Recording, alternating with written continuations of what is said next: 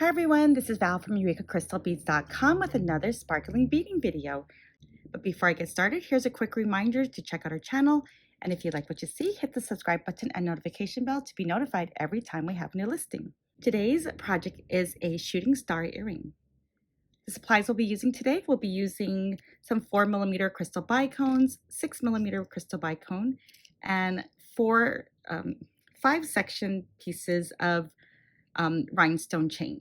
Now we're going to double this up because we're going to make a full set of earrings, but for each side, that's what you'll be using. You'll also be needing head pins, an ear wire, and a connection piece for your rhinestone chain. Tools, you need a wire cutter, round nose plier, a flat nose plier.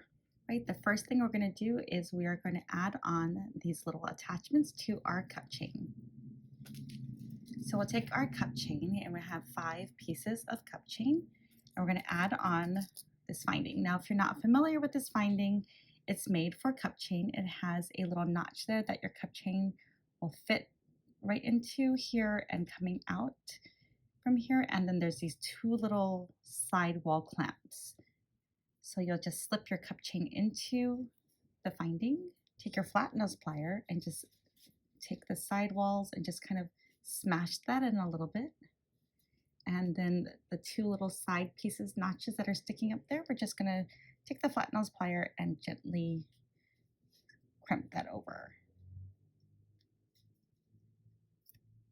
Okay, so just put down this little side walls and it kind of just helps it to hold that cup chain on. And then I just go from the top and just give it a light press. You don't want to press too hard because you will crack that little stone right in there if you press too hard. So we're going to do the same thing to the other side. Just fit that in again and repeat what I just did. Just by repeating.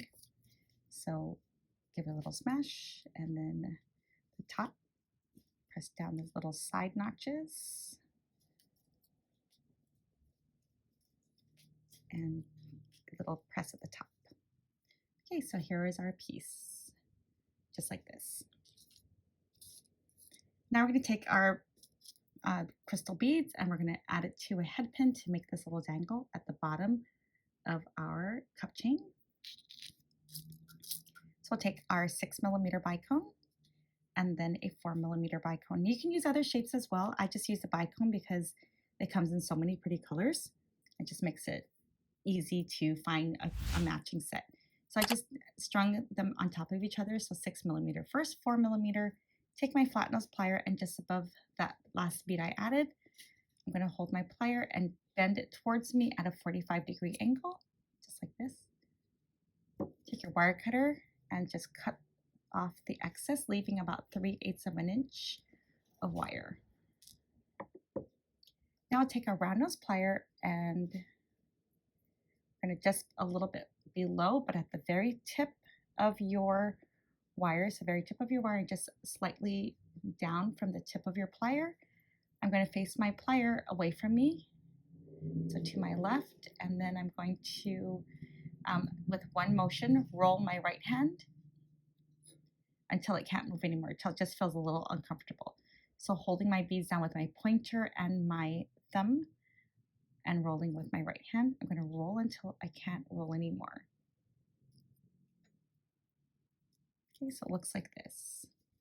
And that will give it just enough of a curl. And then I'm going to slip in this eye from my head pin into the cup chain and take my my round nose plier or flat nose plier and just roll it to close it. And we're just going to take our ear wire and just open up that ear wire in the bottom. And then right here at the top, we're just going to add in our cup chain onto our ear wire. And here you go. So here we are. We have our finished piece. And we have now our shooting star earrings. Isn't that fun? So this is with the 5 pieces of the cup chain. And I just did this one for fun, just for variation. So you can see, in this case, I just put a 6mm bicone at the bottom, just a single one by itself. And I did 7 of the cup chain pieces just so that we can see a variation of how you can do different lengths. Now you can try doing longer links, but with this size of cup chain, if we went too long, it kind of keeps twisting as you're wearing it. So I didn't care for that look as much. But on our website at EurekaCrystalBeads.com, we have some gorgeous colors and a lot of different sizes of cup chains. So you can get creative and do even multiple layers of multiple strands of cup chains to make a different levels of earring lengths.